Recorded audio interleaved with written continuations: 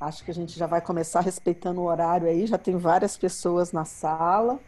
Então, boa noite formal aí a todos. Eu queria agradecer muito hoje os nossos convidados para essa webinar. Nós temos dois pesquisadores do IDOR, o professor Paulo Matos e o professor Ronald Fischer, doutores, na verdade, e é com muito prazer que a gente tem a oportunidade de falar nesse Dia Mundial de Segurança do Paciente de um tema que nós sabemos no nosso dia a dia que a gente precisa tanto trabalhar, tá? Então, eu queria agradecer ao empenho de todos os profissionais da Redditor, que durante toda essa semana, do dia 8 ao dia 17, trabalharam esse tema tão importante, saúde do paciente, a saúde do nosso colaborador é a saúde do paciente, e é um tema que nós trabalhamos no nosso dia a dia, todos os dias, claro, mas que, como pede a Organização Mundial de Saúde, nesse dia 17, ele deve ser enfatizado, ele deve ser realçado, a importância de discutir o tema saúde do paciente e, nesse ano, focando na saúde do nosso colaborador, tendo em vista o momento que a gente viveu aí dessa pandemia. Nada melhor do que podermos falar disso com dois profissionais da casa, porque são pesquisadores do IDOR, que estão fazendo pesquisas aí que, com certeza, no nosso bate-papo inicial aqui já me deu muita vontade de conhecer a fundo e, inclusive, de fazer interface com o nosso trabalho, porque nós temos uma preocupação muito grande aí de abordar todo esse tema da saúde do colaborador. E a gente vai ter dois enfoques aqui que vão ser diferentes, mas bem complementares, e eu espero que vocês aproveitem bastante. Nós vamos deixar o espaço do Q&A aí, como está todo mundo já acostumado, à direita, na ferramenta aqui do Zoom, para fazer as perguntas. No final, a gente vai ter um bate-papo. Tá? Eu queria agradecer muito a Ângela Zerbielli, que é a gerente de qualidade da região Norte-Sudeste, que organizou toda essa webinar, e agradecer de maneira muito especial o Dr. Paulo Matos e o Dr. Ronald Fischer, que vão falar conosco essa noite. O que eu combinei a eles é que eu vou fazer a apresentação do currículo dos dois, e depois a gente vai passar a palavra para o Dr. Ronald, depois para o Dr. Paulo Matos, e ao final a gente faz aí um bate-papo com as perguntas. Então, o Dr. Paulo Matos é graduado em Medicina pela UERJ, e fez mestrado em Psiquiatria, Psicanálise e Saúde Mental pelo UFRJ, e também doutorado em Psiquiatria, Psicanálise e Saúde Mental pelo UFRJ, e pós-doutorado em Bioquímica pelo UFRJ, e é um professor associado da UFRJ. E eu tenho um grande carinho pela Universidade do Fundão. Meu filho é formado pelo Fundão e é um apaixonado pelo Fundão. Eu não tive a oportunidade, eu fiz o FJF, mas eu fico sempre feliz porque é um local muito de profissionais bem diferenciados. Ele coordena a disciplina de Psiquiatria e Saúde Mental da UFRJ e é pesquisador do Instituto DOR de Pesquisa e Ensino, e é membro do comitê editorial de várias revistas, entre elas o Jornal Brasileiro de Psiquiatria, da UFRJ, a revista de Psiquiatria Clínica, do Instituto de Psiquiatria da USP, e o Journal of Attention Disorders, e coordena um grupo de estudos do déficit de atenção do Instituto de Psiquiatria da UFRJ, além de ser presidente da Sociedade Brasileira de Neuropsicologia, do ano de 2003 a 2005 e de 2007 a 2009.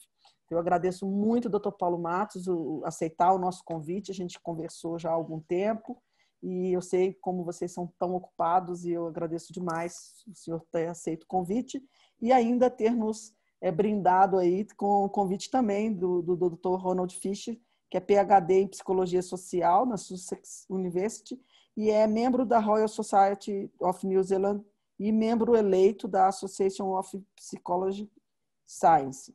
É pesquisador do Instituto de DOR de Pesquisa e Ensino e é professor de Psicologia da Victoria University of Wellington, em Nova Zelândia, e foi eleito um dos 10 pesquisadores mais citados no mundo em cultura e psicologia em 2013. E é coautor de livros amplamente utilizados no assunto, e eu acho que vai ser muito rico a nossa conversa aí, entender um pouco da pesquisa que ele tem feito em hospitais da Rede Dó. E os livros dele têm áreas de interesse de valores, processos dinâmicos de personalidade e processos emocionais no contexto do trabalho e do ritual social. Isso é uma pequena parte de um grande currículo que a gente viu desses dois grandes pesquisadores que estão conosco essa noite, e eu acho que eles têm mais oportunidade de se apresentar e complementar aí da experiência deles, e mais uma vez eu agradeço, e agradeço a audiência, que a gente já está aqui com muitos participantes, o tema é realmente muito cativante. Eu vou passar a palavra primeiro para o Dr. Ronald Fischer, que foi o que nós combinamos. Ronald, fica à vontade para você complementar a tua apresentação e para você compartilhar aí o seu conteúdo, tá? Obrigada. Tá, obrigado. Primeiro, Opa, agora foi. Primeiro, Isso. quero agradecer muito o convite. É um grande prazer, uma grande honra estar com vocês hoje. E eu vou passar um pouco algumas dicas, algumas informações sobre burnout. Vocês provavelmente já ouviram falar do conceito de burnout. E em português, o termo talvez mais conhecido como o esgotamento profissional. E hoje em dia há uma onda de notícias ruins que mencionam o burnout. E só preparando essa palestra, eu procurei a palavra burnout nas notícias do Google e em menos de um segundo chegar milhões de respostas. É impressionante. E só na última hora eu fiz uma procura rapidamente. Publicaram mais de 7 páginas de resultados no Google. Então, o que é esse burnout que chama tanta atenção? O termo em si foi reconhecido pelo psicólogo alemão, uma coincidência, americano, Herbert Freudenberger, em 1974. O Freudenberger trabalhou em uma clínica na cidade de Nova York, onde ele tratava pessoas viciadas em drogas e moradores de rua.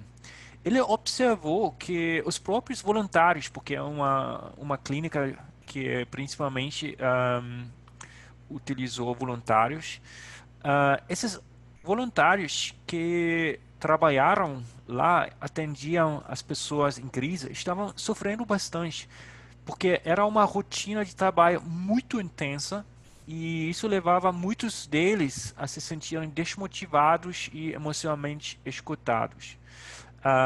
E o que é interessante, mesmo sendo voluntários que escolheram participar para ajudar outras pessoas, o trabalho deixou eles para baixo, deprimidos e com o tempo eles não davam conta aos seus pacientes e a atenção de vida.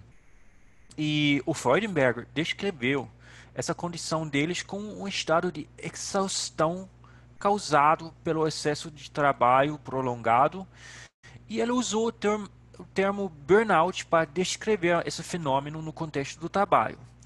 A palavra em si, em inglês, é uma bela metáfora nesse sentido, porque burnout significa combustão, uma coisa que queimou completamente.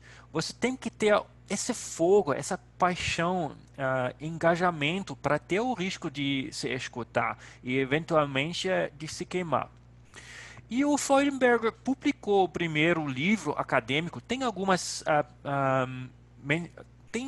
pessoas que pensam que talvez a palavra já foi usada antes, mas o primeiro livro acadêmico com muito sucesso sobre esse assunto foi escrito por Freudenberger.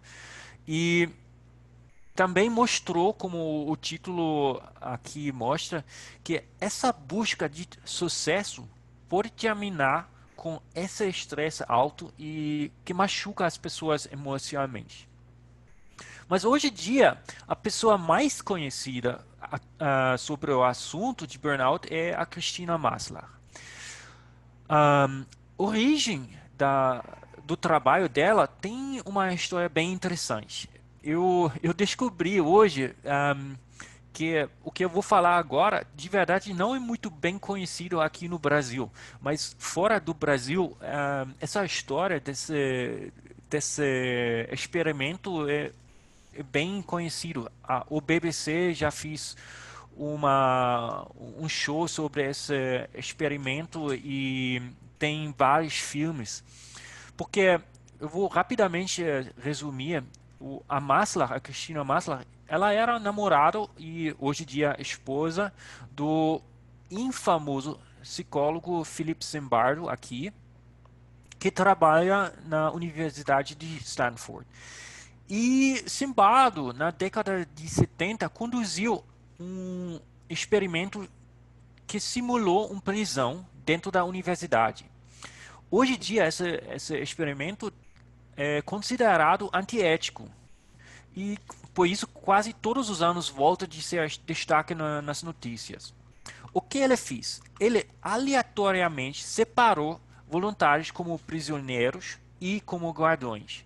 E logo depois, iniciado pelo ele, ah, o experimento se tornou um fiasco, porque os guardiões liderados por Simbado começaram a torturar os prisioneiros e os prisioneiros foram depressivos, entraram em choque, completamente desesperados.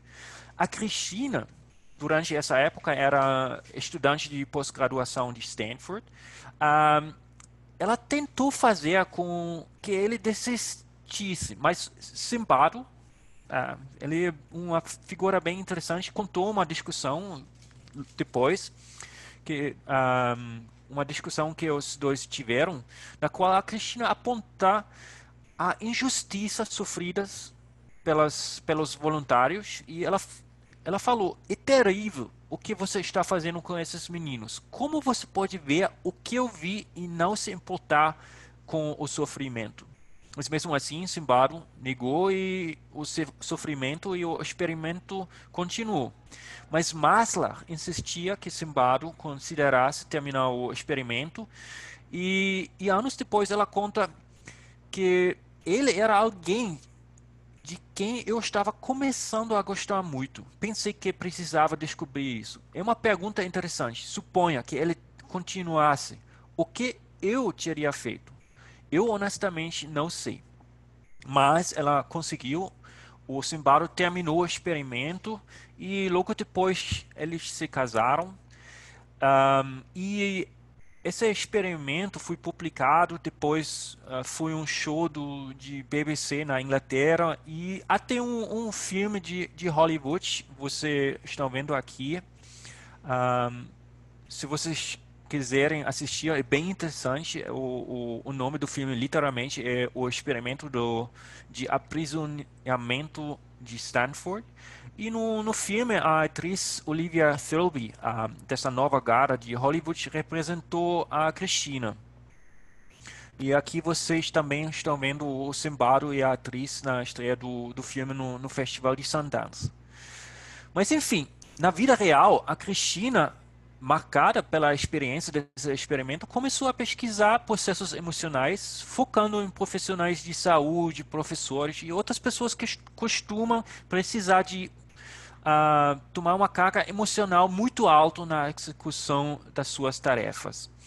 E ao longo do tempo ela encontrou uma longa lista de sintomas que podem indicar que uma pessoa está sofrendo de burnout. Então vamos lá, vamos ver esses sintomas em vários aspectos. Então você pode já ver e pensar se você de vez em quando está sentindo esses sintomas e depois a gente vai falar um pouco sobre o que você pode fazer. Então, existem sintomas, sinais físicos de esgotamento. Por exemplo, você pode sentir uma sensação de cansaço ou esgotamento da forma diariamente. Então, todos os dias você sente essa sensação de cansaço. Ou você pode ter problemas para dormir, por exemplo, problemas para pegar no sono, ou problemas para dormir durante a noite inteira. Você também pode sofrer com uma imunidade reduzida e você fica doente com mais frequência em comparação no passado. Pessoas muitas vezes reportam dores de cabeça frequentes ou dores musculares. E também é comum sentir uma mudança no apetite, problemas gastrointestinais ou dificuldades de concentração. Então, esses são sintomas de corpo, físicos, mas também Existem sinais e sintomas emocionais, e esses podem incluir, por exemplo, uma sensação de fracasso, ou de dúvida na vida. Ou pessoas podem sentir-se desamparadas, presas e derrotadas. Ou você pode sentir desapego, você pode se sentir sozinho no mundo. Ou também é bem comum que indivíduos relatam que perdem a motivação. Então você sente que você vai bater uma parede com sua cabeça. Muitas vezes também acontece que as pessoas se percebem cada vez mais cínico e negativo, e pessoas também podem experimentar uma diminuição da satisfação e uma sensação de não realizar todas as metas e os objetivos que eles querem. E no final também existem vários sinais e sintomas comportamentais de burnout. Um sinal muito importante é que as pessoas reportem que o desempenho no trabalho está reduzido, ou pessoas cometem mais erros no trabalho, às vezes se ausentam das responsabilidades ou se isolam dos outras pessoas no trabalho. E também é comum que pessoas começam a procrastinar, demorar mais para fazer as coisas que anteriormente executavam de uma forma exemplar. Então você trabalha de uma forma um pouco mais lenta, você tem problemas de começar uma tarefa enfim. E também é comum que pessoas começam a usar comida, drogas, álcool com o objetivo de enfrentar essa sensação pessimista e também para compensar o estresse quando você chega em casa. Também, infelizmente, acontece que as pessoas jogarem suas frustrações nos outros, começam a brigar e ficar altamente irritadas, e também acontecer que os funcionários em burnout faltam ao trabalho, ou cheguem atrasados, ou saem mais cedo. Claramente, isso é uma lista enorme. E a pergunta é: quais são os indicadores psicológicos centrais? E em 1981, a Christina, junto com a Susan Jackson, publicou o primeiro instrumento psicométrico, que até hoje é o mais usado no mundo para avaliar o estado de burnout. E eles identificaram 3 fatores principais deste síndrome. Então, no lado esquerdo aqui, você tem, está em inglês, mas eu vou explicar, você tem exaustão emocional. Então, essa exaustão de energia. Em verde, você tem depersonalização, incluindo um aumento da distância mental, ou um sentimento de negativismo ou um cinismo relacionado ao trabalho. E aqui em azul, embaixo, você tem uma perda de realização pessoal, da eficácia profissional e todo esse sentimento de ser eficaz no seu contexto de trabalho está reduzido quando você está sofrendo de burnout. Então, esses são os indicadores, o síndrome de burnout e os fatores mais importantes e centrais. Então, você talvez está pensando: como é isso diferente da depressão ou da ansiedade? Existe uma diferença? Isso é uma boa pergunta. Até porque no ano passado a condição foi reconhecida pela Organização Mundial da Saúde, OMS, como uma síndrome ocupacional, que significa que é um resultado do estresse crônico no local de trabalho que não foi gerenciado com sucesso. Então, hoje está incluído na classificação estatística internacional de doenças e problemas relacionados à saúde, mas isso significa que não é uma condição médica como depressão, mas pode afetar a saúde. E por isso, o burnout pode afetar indivíduos na população geral, como pessoas que não têm depressão ou qualquer outra patologia prévia, mas o burnout também pode causar depressão se não for cuidado. Então, o diagnóstico diferencial entre burnout e depressão é que o burnout é principalmente causado por uma exaustão emocional e estresse profissional no contexto do trabalho. Então, é uma resposta do corpo e da mente vinculada a uma situação específica, o contexto do trabalho.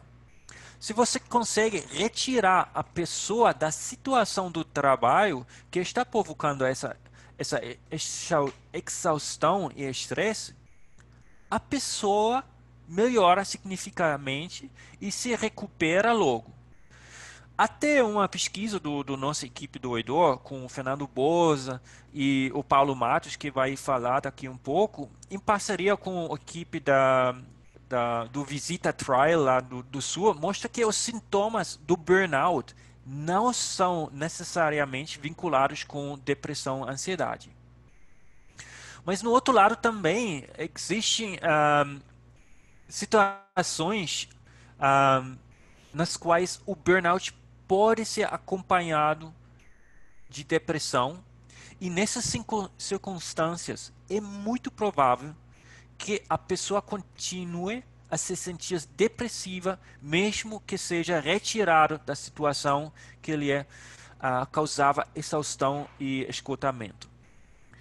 Então, é importante diagnosticar se ocorria uma sintomatologia característica da depressão previamente à situação de burnout. Por exemplo, tristeza, uma atividade psicomotora mais lenta, uma autoestima baixa, uma apatia geral, uma falta de prazer, um desinteresse por atividades que eram agradáveis para essas pessoas antes. Então, a gente tem que diferenciar.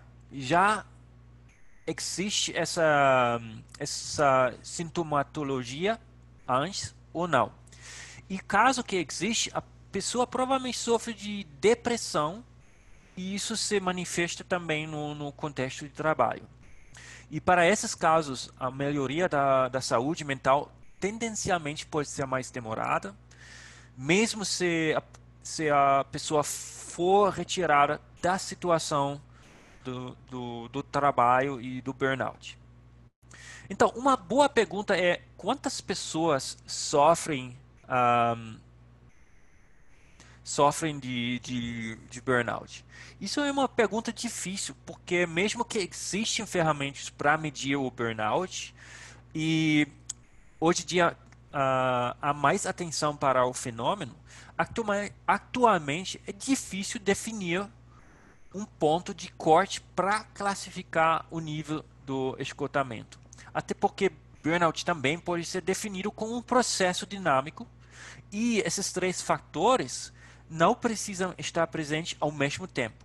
Por exemplo, se você está pensando nos três fatores identificados por Maslow, a exaustão emocional poderia ser um primeiro sintoma e a pessoa, para se defender da forma emocionalmente, começa a se distanciar do trabalho. Então você tem esse esgotamento emocional e depois você vira tipo um cínico.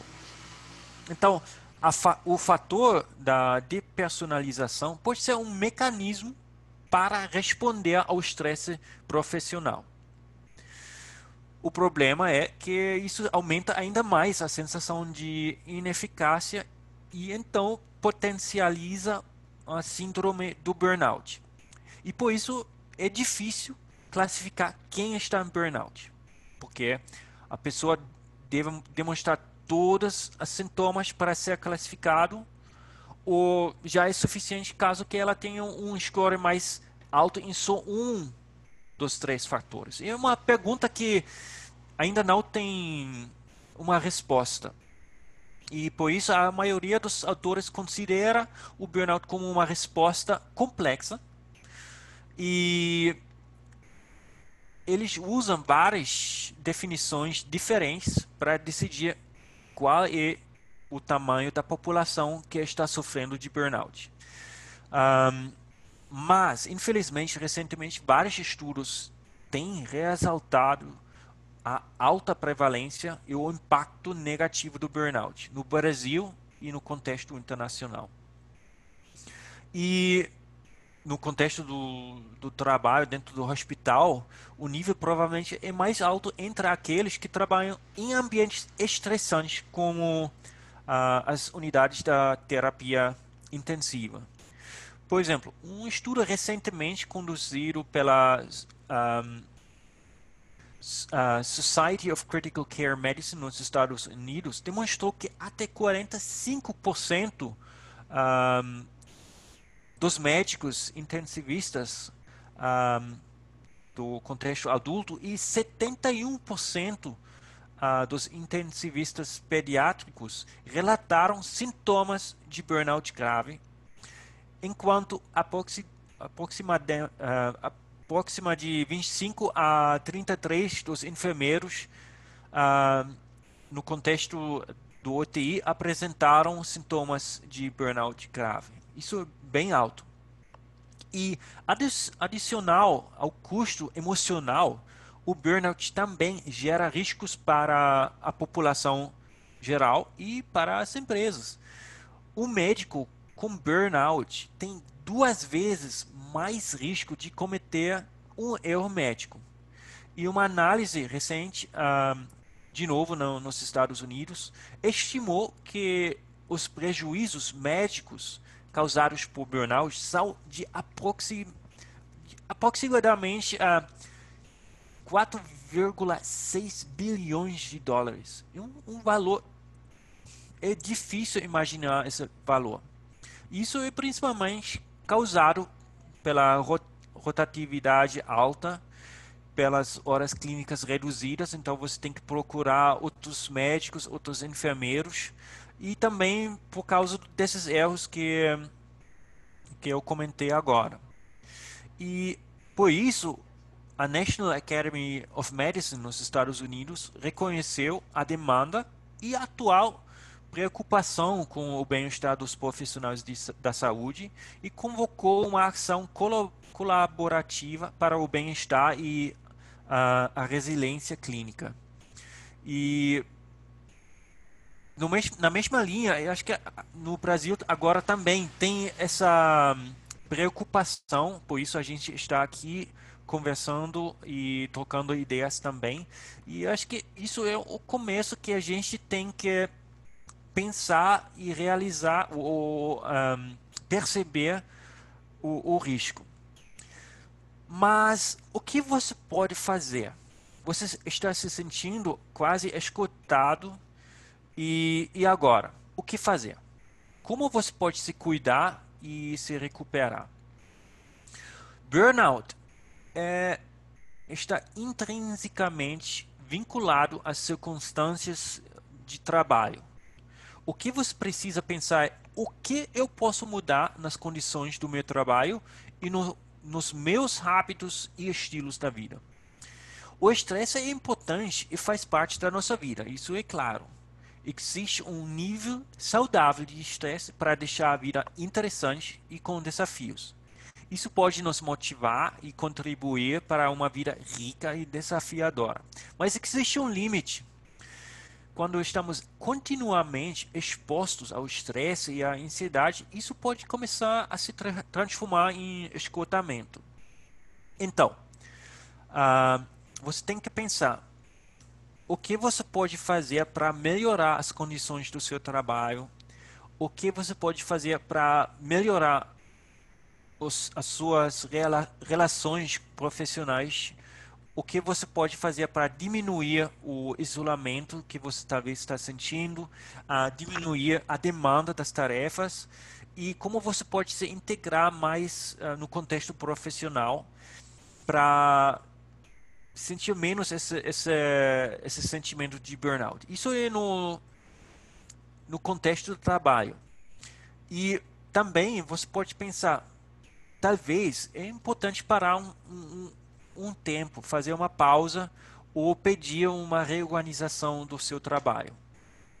Fora disso, fora do contexto do trabalho, é muito importante ah, fazer atividades físicas de uma forma regular.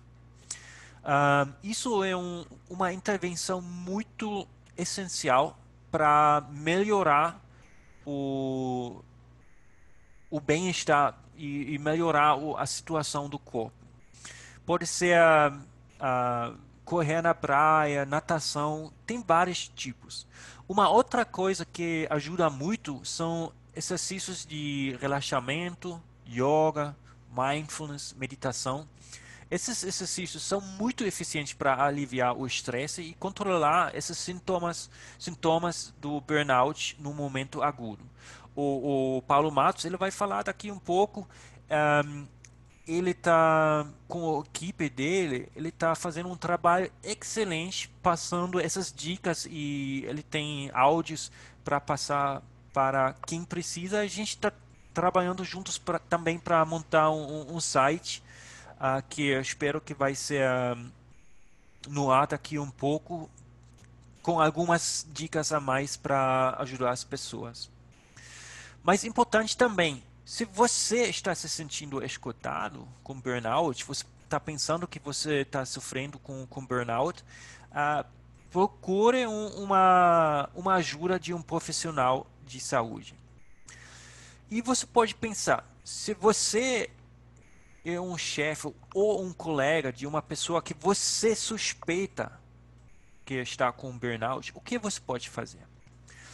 Seu papel é muito importante. Você pode ajudar uma pessoa que precisa de você. Conversa com o seu colega, pergunte como ele ou ela está se sentindo, o que você pode fazer para diminuir o nível de estresse e deixar a pessoa menos isolada e esgotada. Então, se você está percebendo que alguém no seu meio ambiente do trabalho está sofrendo, conversa e tenta descobrir os sentimentos e ajude. Mas a pergunta talvez mais importante de tudo, como podemos prevenir a síndrome de burnout antes de acidente de acontecer o burnout? Como você provavelmente já pode imaginar, a melhor forma de prevenir o burnout são estratégias que diminuem o estresse e a pressão no trabalho. O que você pode fazer, o que pode ajudar bastante, é definir pequenos objetivos na sua vida profissional e pessoal. É normal sentir uma pontada de adrenalina quando você pensa sobre um projeto importante. Mas pense o que você tem que fazer e como esse projeto não acaba com a sua vida fora do trabalho. Pense o que você quer alcançar e o que você precisa para atingir esses objetivos importantes no trabalho e na vida pessoal.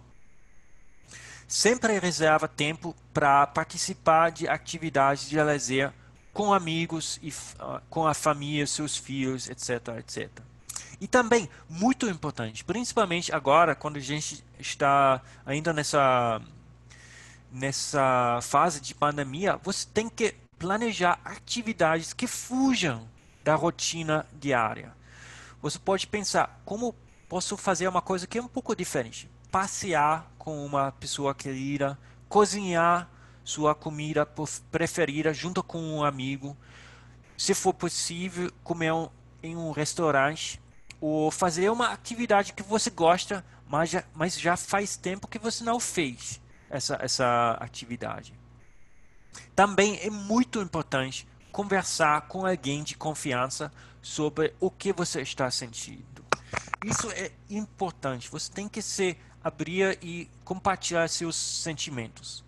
Mas você tem que pensar um pouco sobre as suas conversas, porque também é importante evitar o contato com pessoas em aspas negativas, especialmente aqueles que reclamam do trabalho e dos outros. Porque se você entra nesse círculo vicioso só de pensar coisas negativas, isso também não ajuda. Um, de novo, eu preciso falar isso muitas vezes para se proteger de burnout e aumentar a resiliência. É muito importante continuar a fazer atividades físicas da forma regular.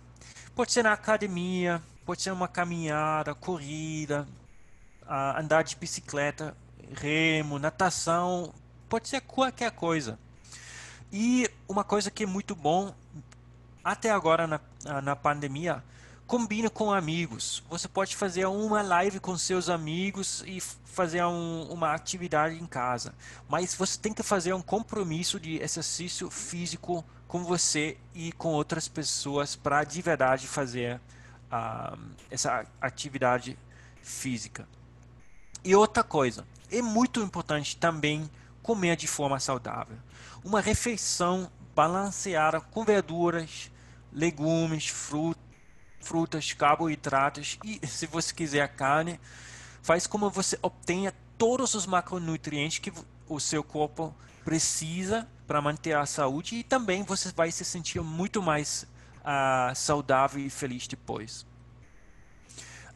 Uma coisa que é importante também é pensar de diminuir ou evitar, se for possível, o consumo de bebidas alcoólicas, tabaco e outras drogas. E pensa como você pode descansar da forma adequada, com uma boa noite de sono, se for possível. Tem uma variância enorme, algumas pessoas precisam menos de 8 horas, mas pelo menos 8 horas geralmente na população geral é recomendada. E trabalhando no contexto hospitalar, é muito fácil pegar um remédio sem prescrição médica. Eu acho que isso pode ser um problema. O médico, com certeza, é importante, pode ajudar você, mas só tome remédios após consultar o seu médico. Mas, ao final das contas, o que é sempre importante e você tem que sempre lembrar isso, é fundamental manter um equilíbrio entre o trabalho, lazer, família, vida social e atividades físicas para prevenir o burnout e manter uma vida saudável para evitar que a gente vai sentir um burnout. Tá bom? Então, obrigado e qualquer dúvida eu agradeço perguntas, dicas e troca de ideias. Obrigado. Muito obrigada, doutor Ronald. Mil elogios aqui. Confesso que eu fiquei preocupada. Amanhã, a minha equipe, você falou que tem que. Se a equipe, se você perceber que alguém está em burnout, tem que falar. Acho que amanhã a minha equipe vai vir para cima de mim, entendeu? Mas tudo bem. Qualquer semelhança é mera coincidência. Não tem nada a ver. Quando você começa a falar de sinais ali, meu Deus do céu, tá bom. Mas vamos equilibrar e todo mundo aqui falando uma palestra maravilhosa. Muito bom, muito obrigada. Acho que vai dar bastante motivo aí da gente discutir. E aí nós vamos passar para o doutor Paulo Matos para contar para a gente um pouco de umas inovações que ele fez aí em período de pandemia e coisas que ajudaram, de certa forma, também a descomprimir o nosso momento diferente de viver esse momento. Então, doutor Paulo Matos, por favor, fique à vontade para compartilhar.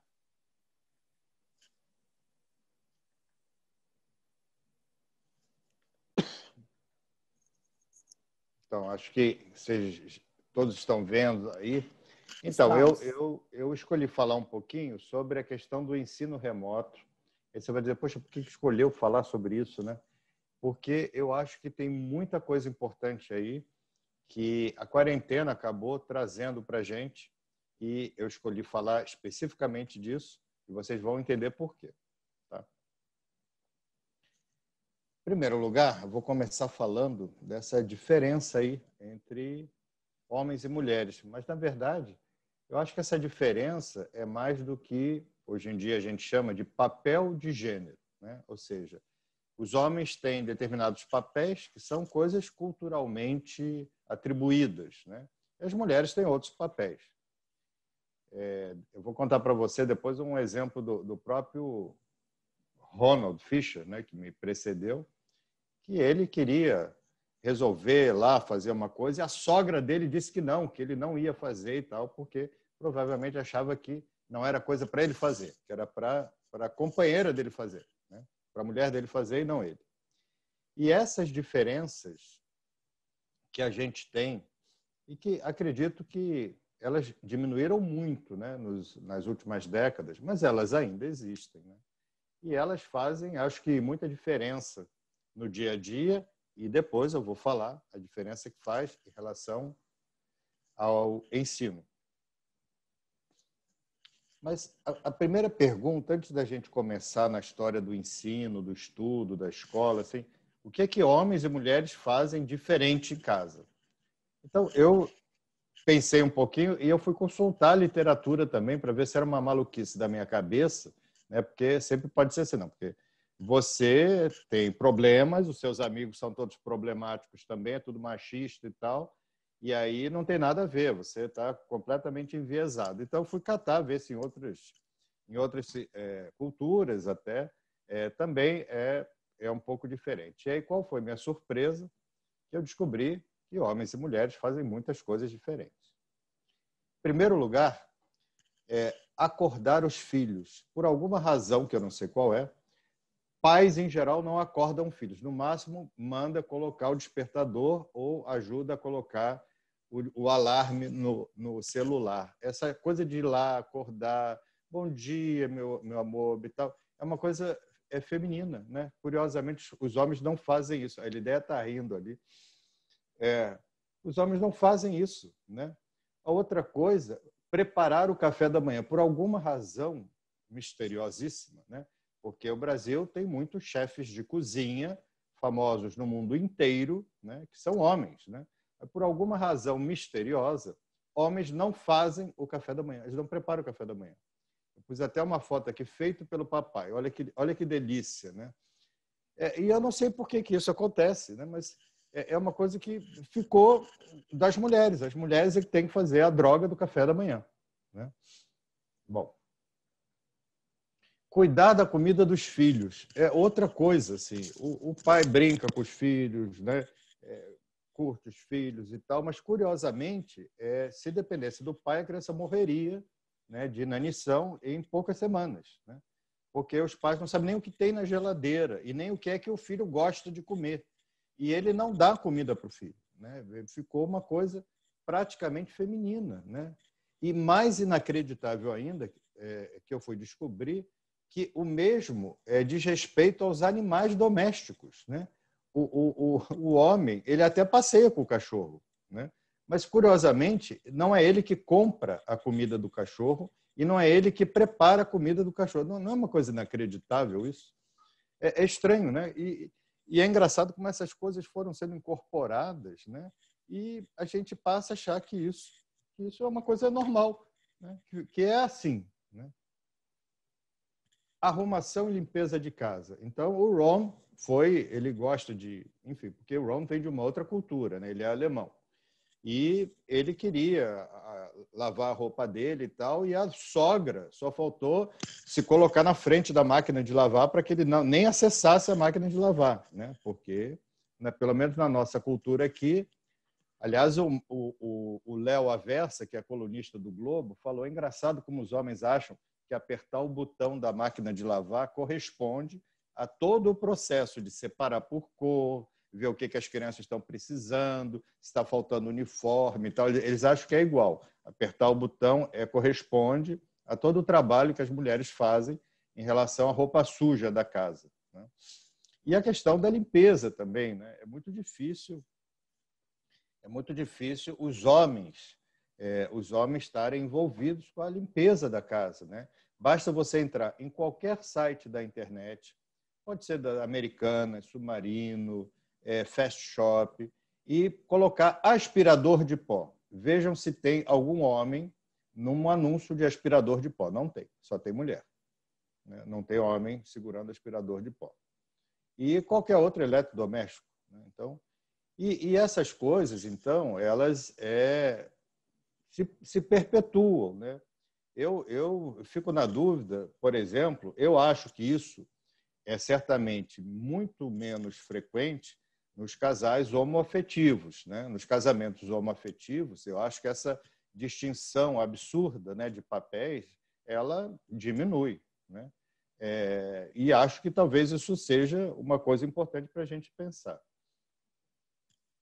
Outra coisa que é mega importante, que é conhecer os amigos do filho. Você perguntar para o pai, ele não sabe nem o nome de nenhum. Se souber, sabe do principal amigo do filho, porque joga bola com ele. Mas os outros amigos, quem sabe é a mãe. Sabe o nome do amiguinho, da amiguinha, quem que tem problema, quem que está fumando maconha, quem que os pais estão se separando, quem que ela já viu que o menino é complicado, né? Que ela já está de olho ali no menino. E o pai não tem menor noção disso. Isso é uma coisa muito importante. A outra coisa é etiqueta social, né? Ensinar bons modos, né? Que, curiosamente, é uma coisa que as mulheres é que fazem.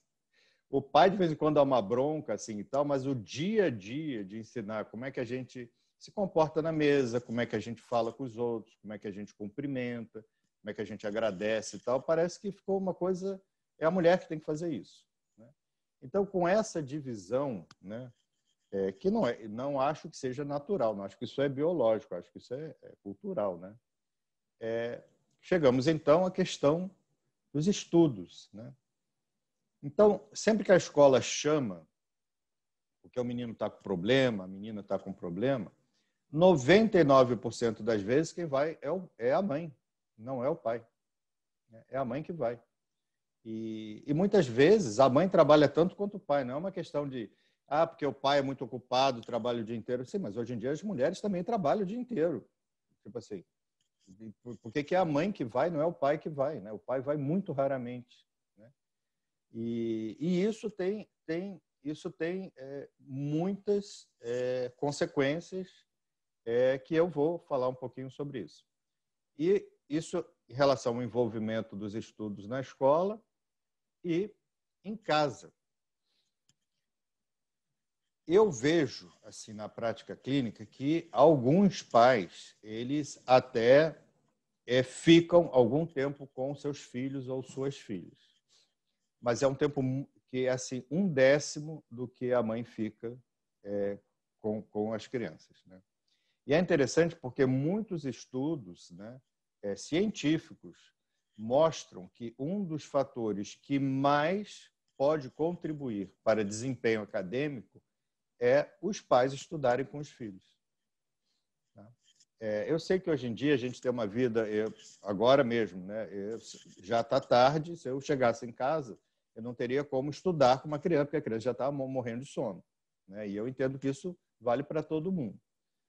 Mas sempre que existe essa possibilidade ou essa necessidade, normalmente quem faz isso é a mulher e não o pai. Às vezes o pai briga, cobra, estudou e finge que está cobrando troço, mas quem faz o dia a dia, de fato, é a mãe, né? E eu acho que a gente tem que pensar sobre esse tipo de coisa. Muitas vezes, por exemplo, o pai poderia estudar com a criança coisas que ele tem mais intimidade ou sabe mais. O pai é engenheiro, conhece mais matemática, para ele é mais fácil. O pai é médico, poderia estar estudando biologia ou química, né, com o filho, e isso não ocorre, né? E isso é importante. Existem alguns estudos mostrando que a escolaridade da mãe, muito mais do que do pai, a escolaridade da mãe é um dos fatores responsáveis pelo desempenho acadêmico da criança, curiosamente. E uma das coisas que a gente vê acontecer, muitas vezes, assim, os pais eram pessoas que estavam numa classe social desfavorecida, não tiveram acesso a boas escolas, porque não tinham dinheiro, os pais não tinham dinheiro para pagar uma boa escola, e conseguiram vencer na vida por seu esforço, por sua capacidade, e hoje em dia podem pagar boas escolas para os seus filhos, né? E o que acontece é que eles veem que o filho não estuda, né? Porque o filho diz assim, mas eu estou gastando uma fortuna, estou dando a você uma oportunidade que eu não tive quando eu era pequeno. E o garoto não está nem aí, né, para o estudo. Porque, na verdade, o que é mais importante é o exemplo do pai e da mãe, né? Às vezes a mãe chega e diz assim, mas esse garoto não lê nada, não pega um livro. Primeira pergunta que eu faço, mãe, qual foi o último livro que você leu? Porque assim, ninguém lê nada em casa. Ninguém estuda nada em casa, né? E vocês querem convencer o moleque que ele tem que estudar porque é importante. Mas ninguém faz isso em casa, né? Então, é difícil. E muitas vezes os pais cresceram na vida, né? Mesmo dizendo para o filho que eles não tiveram oportunidade de estudar. Então, fica um discurso, uma coisa esquizofrênica, né? E aí, no ensino remoto, que era o que eu queria ressaltar, o que foi que aconteceu nesse período terrível, né, que nós ainda estamos vivendo, né, gente? Eu queria lembrar a vocês que a taxa de infecção e de mortalidade ainda é uma das 10 maiores do mundo no Brasil, tá? Nós ainda estamos vivendo isso. Queria lembrar a vocês. Ontem eu tive um dos piores dias dos últimos tempos, porque um ex-aluno meu da Faculdade de Medicina faleceu e o outro está entubado, isso com 30 e poucos anos de idade. Enfim, e me incomoda muito a situação como as pessoas têm levado isso nas ruas e tal. Mas falando sobre o ensino remoto, que fez com que as pessoas não pudessem ir para a escola, né? E aí, como a gente já poderia esperar, foram as mães que pagaram mais o pato do ensino remoto, né? E foi um custo bem alto, né? Foi um custo bem alto. O que a quarentena nos revelou? Então, vou contar uma coisa, eu não sei se vocês sabem, mas é uma coisa muito interessante. Quando começou a pandemia, aqui no Instituto DOR, nós fomos procurados pela direção da Rede DOR, porque aqui no Instituto tem psiquiatra e tem psicólogo, porque a gente tem um serviço de avaliação e também a gente faz pesquisa, né? Então, eles precisavam de ter o burnout, o estresse, a depressão dos colaboradores da rede que precisavam ter algum apoio psicológico, né? Então, a gente montou uma equipe e essa equipe, então, fez o que chamou-se de Cuidando das Emoções. Então, os colaboradores da rede podiam ligar para uma central telefônica e agendar, e eles tinham um atendimento individualizado com um profissional, onde a gente ensinava algumas técnicas, né, que são técnicas que foram comprovadas na literatura como técnicas eficazes para lidar com estresse, com ansiedade, em situações parecidas com essa que nós estamos vivendo. E assim foi, a gente atendia 6 dias por semana, 12 horas por dia, né? E atendemos uma quantidade muito grande de colaboradores e também preparamos um monte de vídeos, de áudios, de coisas que poderiam ajudar a controlar. Mas daí, aqui no IDOR, né, no Rio de Janeiro, existem a nossa equipe de avaliação, a gente avalia problemas de aprendizado, né? Chama-se CNA, Centro de Neuropsicologia Aplicada, que é do IDOR. As fonoaudiólogas disseram, poxa vida, todo mundo se voluntariando para fazer esse trabalho e tal, mas a gente não tem treinamento para atender pessoas em crise, né? Numa situação horrível como essa. Mas nós queríamos fazer alguma coisa. Então, a gente pensou, bom, o que a gente pode fazer para vocês ajudarem e voluntariarem durante o período da pandemia? Então, fizemos um outro projeto que se chamou Estudando em Casa. Então, as fonos também, elas estavam de plantão para ajudar as mães, os pais, né, os colaboradores da rede que estavam com dificuldade com o filho estudando em casa, né? E aí, para vocês saberem, na primeira semana que foi anunciado o projeto, havia 160 pessoas na lista de espera. Não tinha nem como atender.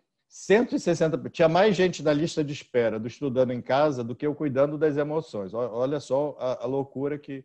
Então, você imagina o grau de estresse que essas mães, principalmente, né, como eu falei, enfrentaram com essa história da quarentena, né?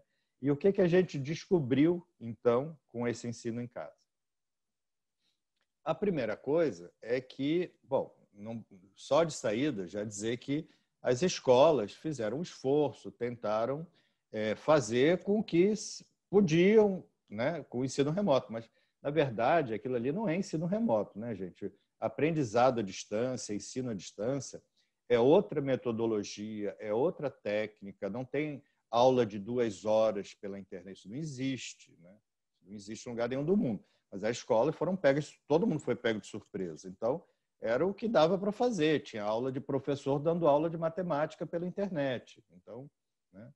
Eu me lembro que uma pessoa ligou perguntando porque achava que o filho tinha transtorno do déficit de atenção, porque mas como assim? Não, ele não consegue prestar atenção. Mas quantos anos seu filho tem? 4.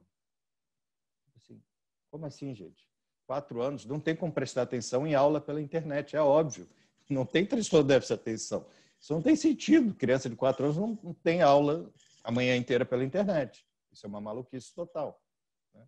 Bom, enfim, fora essas coisas que a gente viu que não dava certo, a primeira coisa é que para você ter um ensino remoto, as escolas diziam o seguinte: mãe, você tem que ficar do lado do filho. Sim, mas a mãe está fazendo home office. Como é que a pobre coitada vai fazer home office e ficar com o filho fazendo aula a manhã inteira? Tipo assim, isso não tem sentido. Quer dizer, era muito difícil. Quer dizer, já havia essa divisão assimétrica, né, de papéis entre mãe e pai, que só piorou, principalmente para a mãe. Quem pagou o pato mais foi a mãe. A segunda coisa é motivação. É praticamente impossível você pegar uma criança, um adolescente, e dizer: olha, tudo aquilo que você faz presencialmente, a manhã inteira, ou às vezes amanhã e tarde, você vai fazer pela internet. Não tem como fazer. Porque criança e adolescente pega a internet para várias coisas: mídia social, jogos online, um monte de coisa, né? Navegar, ver vídeo no YouTube, mas não para ter aula, né?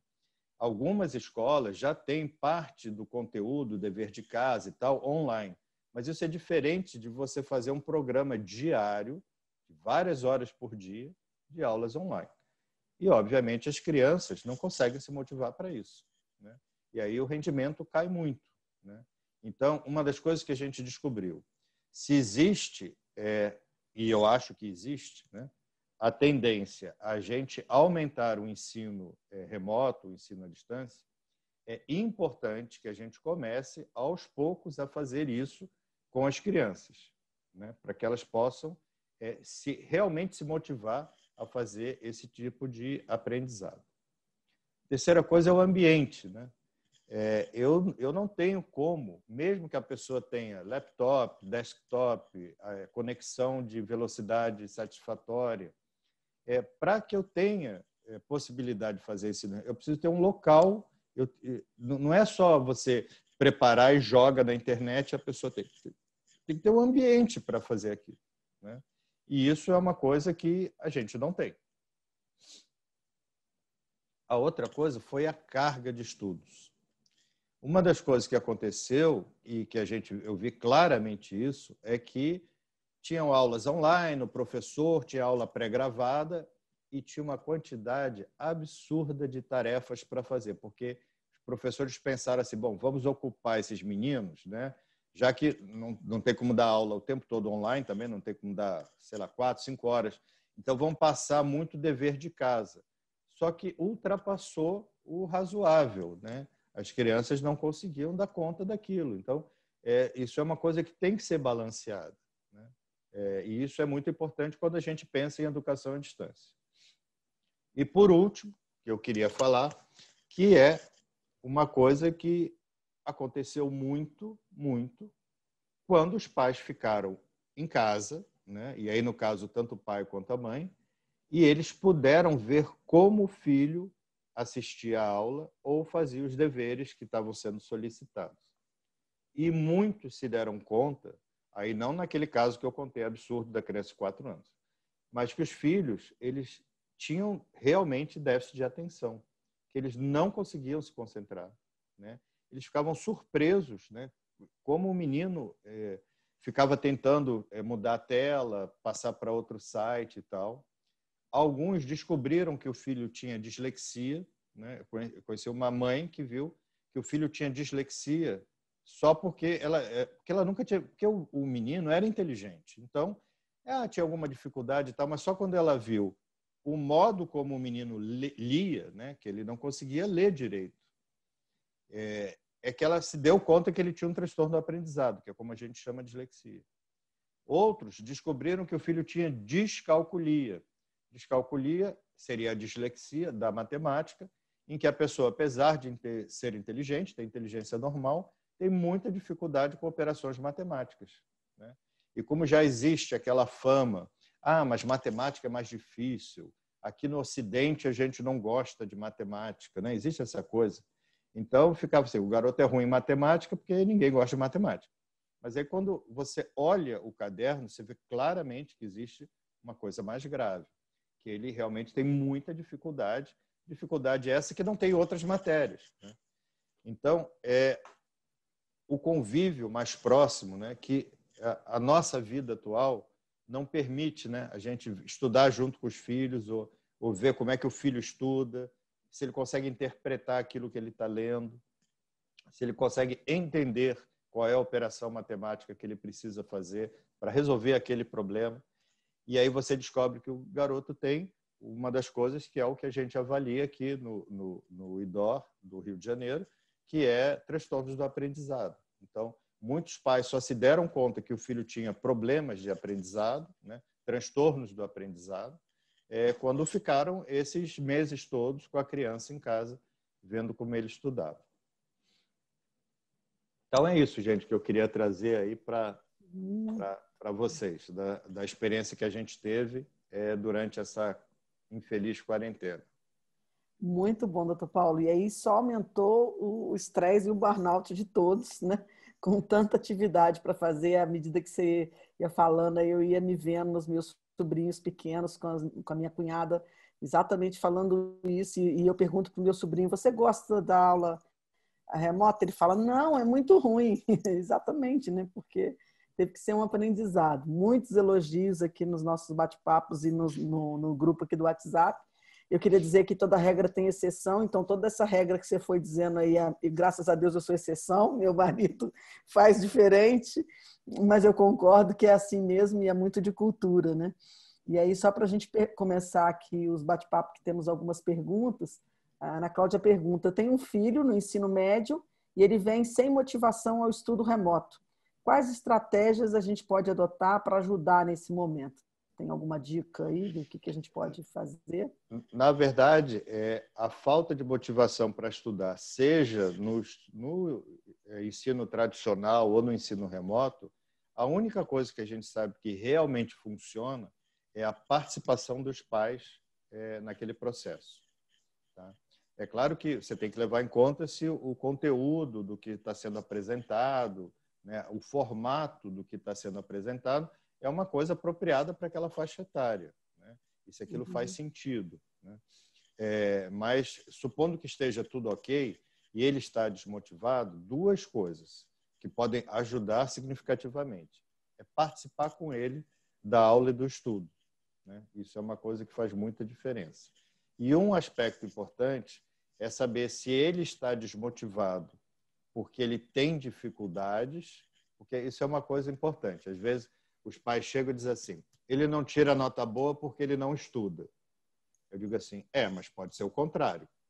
Como assim? Contrário? Eu falei, pode ser que ele não estude porque não tira nota boa. Então, vamos pensar a seguinte situação. O seu filho tem um problema congênito na perna, tá? Nasceu com um probleminha na perna.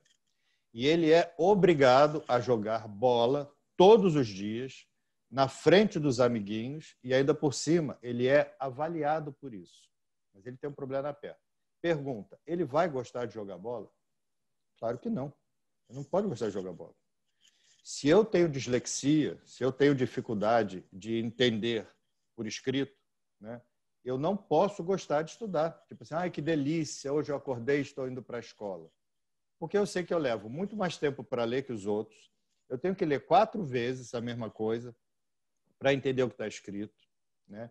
Eu peço para a professora ler em voz alta, porque ouvindo, a criança com dislexia entende perfeitamente, porque a inteligência dela é normal. O problema dela é ler, não é entender o sentido da coisa.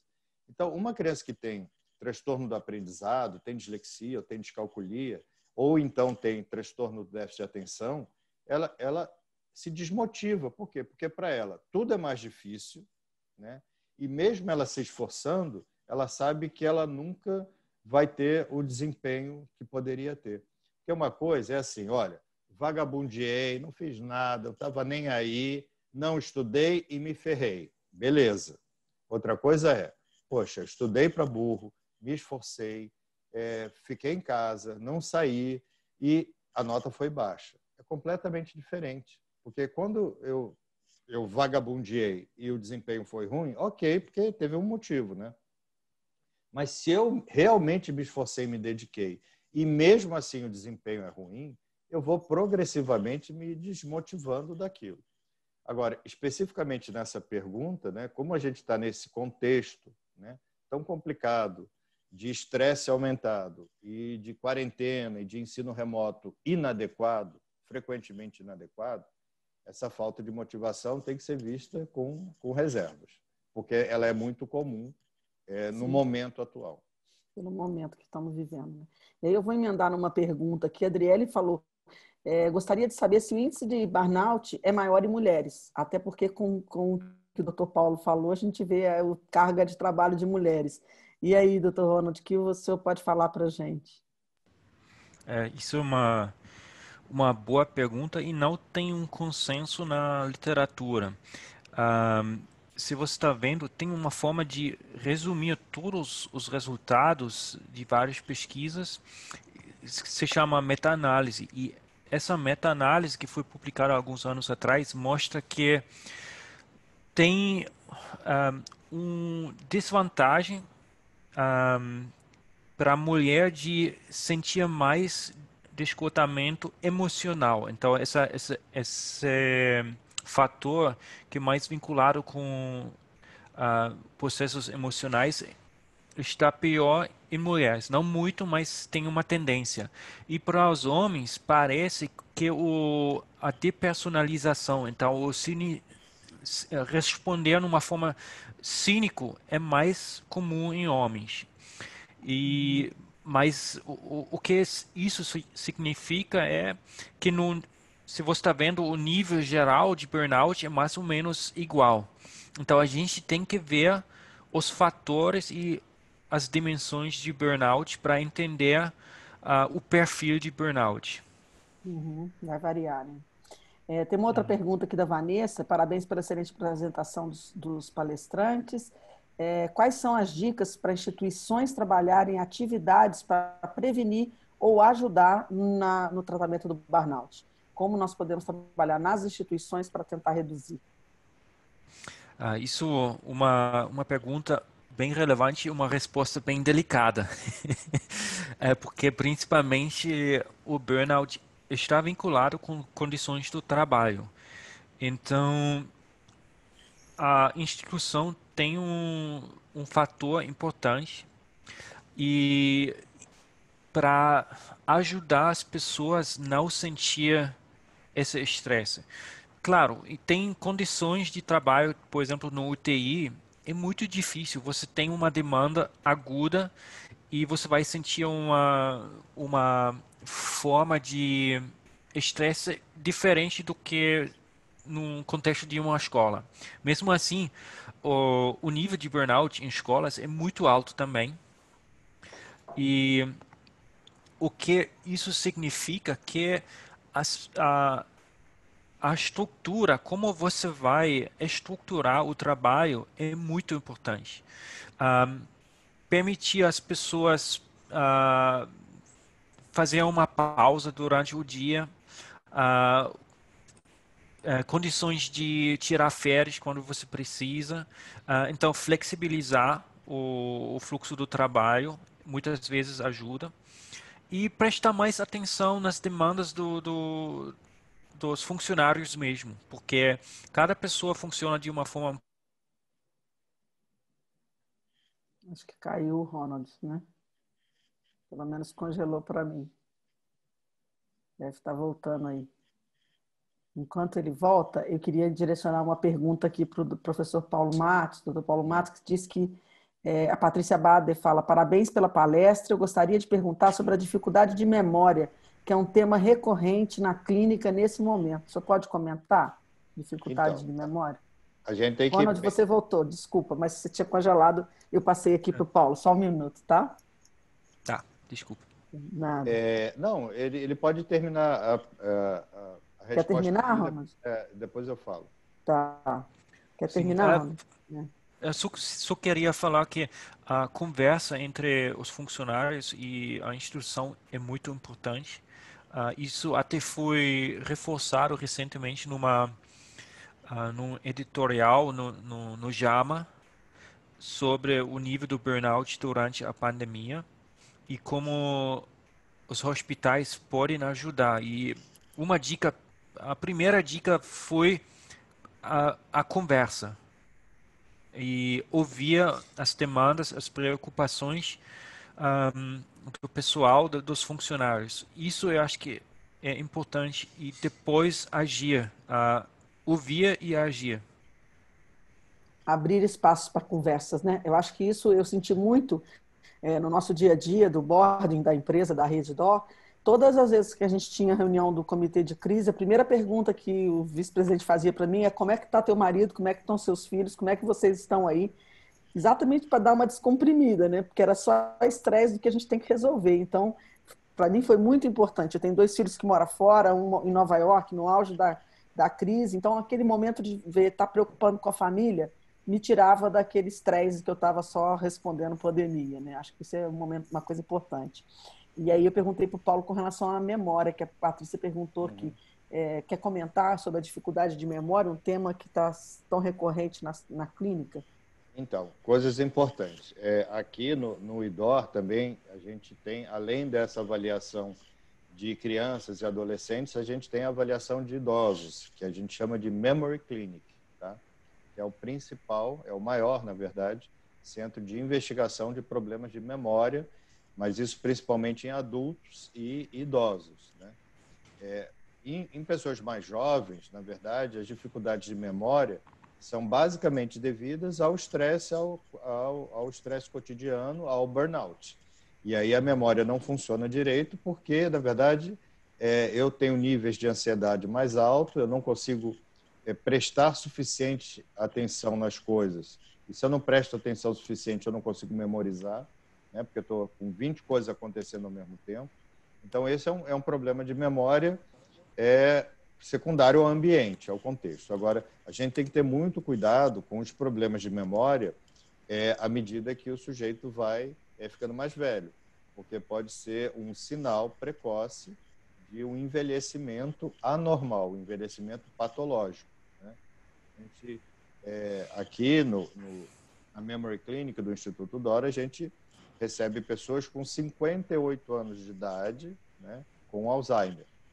Então, assim, lembrar que a gente sempre associa Alzheimer com uma pessoa mais velha, meu avô e tal, mas, na verdade, ele pode ocorrer em várias faixas etárias, é o que foi muito bem retratado no filme Still Alice, né, com a Julianne Moore. Ela é uma professora universitária, né, relativamente jovem, e começa a ter os sintomas de Alzheimer. Então, problemas de memória não são necessariamente uma coisa benigna e tem que ser investigados. Um aspecto importante que me perguntam sempre para adolescentes, né? É claro que adolescentes que têm um déficit de atenção normalmente vão ter uma memória ruim. Mas uma outra coisa é que o uso da cannabis, né, a maconha, ela é extremamente deletéria, tanto para a atenção quanto para a memória, tá? E isso é um aspecto importante, principalmente hoje em dia, como as pessoas estão falando de modo idealizado sobre a cannabis, o que é um absurdo, não tem embasamento científico nenhum essas coisas, né? Enfim, lembrar Muito que isso bom. é um aspecto. Tem uma pergunta da Cristina Vasco aqui: existe influência da espiritualidade ou estudos que falem a respeito com relação à melhoria de sintoma de burnout? O que você pode dizer para a gente, Ronald? Isso também é uma pergunta excelente. Eu junto com uma ex-aluna, a gente fez uma outra meta-análise sobre os níveis de estresse e burnout alguns anos atrás. Em, em geral, você não vai encontrar um efeito no nível da população. Então, não faz uma diferença se você está vivendo numa sociedade, num país que é mais ah, focado em religião ou espiritualismo. Então, a diferença entre, por exemplo, China, Tailândia, que são países com uma influência de budismo muito mais alto do que, por exemplo, o Brasil, o nível é igual ou ainda maior. O que a gente achou nessa meta-análise, principalmente, é o contexto socioeconômico que faz uma diferença. Se você tem condições financeiras melhores, você geralmente tem mais condições de se liberar de estresse de uma forma ou outra. Então, contextos precários geralmente estão mais difíceis e você vai ter uma chance maior de sofrer um burnout. No mesmo tempo, tem essa coisa, eu trabalho também com mindfulness, e mindfulness é uma prática que vem do budismo. E com isso, também, todo mundo neste momento está falando de mindfulness que ajuda. Sim, ajuda, mas a gente tem que também ver como você usa o mindfulness. Por exemplo, as práticas que o Paulo está passando para pessoas ligando no teleatendimento, ele está passando algumas práticas de respirar. Isso é uma prática muito importante dentro da prática de mindfulness. E isso funciona, a gente sabe isso. E tem pesquisas mostrando se você acredita na o que você está fazendo também ajuda. Então, uma forma de placebo. Se você está vendo da percepção da medicina, é um placebo, mas funciona. Um placebo geralmente funciona. E então, uma coisa que a espiritualidade pode ajudar, porque você vai acreditar em coisas e se você acredite, você vai se pensar, você vai se sentir melhor. Se eu vou ver com um cientista, tá muito negativo, porque eu vou falar é tipo um placebo. Mas Uhum. o placebo funciona, funciona. Então a espiritualidade pode funcionar, mas também a gente essa pergunta é bem complexo, porque também tem outras pesquisas mostrando que tem formas ah, negativas de acreditar e fazer coisas que não ajudam as pessoas no nome da religião, até dentro da saúde. Então, minha dica é fazer coisas que você acha que são saudáveis, então acreditar nas coisas que você está fazendo e usando dicas e práticas que a medicina também mostra que são bons. Então, meditação, sim. Mindfulness tem várias práticas, sim. E isso com certeza ajuda. Sim. Tem muitas perguntas e muitos elogios. Eu vou ter que finalizar com duas aqui, mas eu queria dizer a vocês que foi super elogiada, além de uma super participação. A gente teve mais de 200 em algum momento aqui da webinar. A Tatiane Rodrigues fala que ela passou por uma consulta com uma fono no projeto que o Dr. Paulo falou e foi excelente. Ela me deu dicas muito valiosas para cuidar dos estudos aí de 3 adolescentes. Então, é um depoimento mostrando aí que com certeza vocês ajudaram muito a descomprimir esse estresse todo, né? Doutor Augusto falando que parabéns, está tão bom que a esposa dele está ali comigo, com certeza ela vai cobrar dele agora para fazer muito mais coisa, mas tudo bem, Augusto se lascou de deixar ela estar assistindo. O meu eu nem coloquei, que senão ele ia ficar assim, absurdo, eu faço tudo, o professor está falando que não é para fazer, então, mas está gravado, a gente depois vai poder mostrar isso, todo mundo elogiando muito, parabéns, excelente palestra. E aí tem duas que eu queria que vocês comentassem aqui. A Laís pergunta, quais os impactos de um profissional com burnout na relação com a família dele? porque é um ponto também que eu acho que acaba, né, atrapalhando. O que você me fala disso, professor Ronald? Talvez o Paulo pode comentar também, porque geralmente é uma balança entre a vida social e burnout. E se você está sofrendo um burnout no contexto do trabalho, com certeza a sua família, sua vida social também vai sofrer. Ah, e isso é uma coisa que a gente tem que reconhecer e a gente tem que trabalhar com isso. A família pode ser um recurso para se recuperar e compensar algum estresse que você está sofrendo durante do tempo do trabalho. Mas, no mesmo tempo, isso é um estresse para a família e a gente tem que ver de verdade se funciona e no final a gente tem que resolver o estresse dentro do trabalho. Trabalho. Doutor Paulo, quer comentar? Na verdade, assim, embora o conceito de burnout seja esse quadro de estresse originado do ambiente do trabalho, ele contamina as outras áreas da vida do indivíduo, a área conjugal, a área familiar, a área social. Então, ele nasce numa determinada área, mas ele se expande e vai comprometendo as outras áreas também. Sim. A Eliane Simone fala que é importante também a gente pensar no impacto do burnout na segurança do paciente e do colaborador como segunda vítima. O Dr. Ronald colocou no início que aumenta os erros e isso com certeza para a gente tem um impacto grande e a gente tem muito que pesquisar aí porque são evidências que a gente não vê tão citadas e talvez isso faça aí uma boa linha de pesquisa. E a própria Eliane comenta que numa palestra da doutora Cristina Malas, ela fala que ela fez uma crítica ao fato do burnout ter sido incluído no CID, pois nos seus estudos ela estava mais interessada que as organizações melhorassem as condições de trabalho. No entanto, quando a doença é caracterizada como o burnout é caracterizado como uma doença, a tendência em atribuir a culpa aos indivíduos e as características pessoais. O que vocês acham disso? Desse comentário dela do fato de ter sido incluída aí no CID e poder desviar a atenção.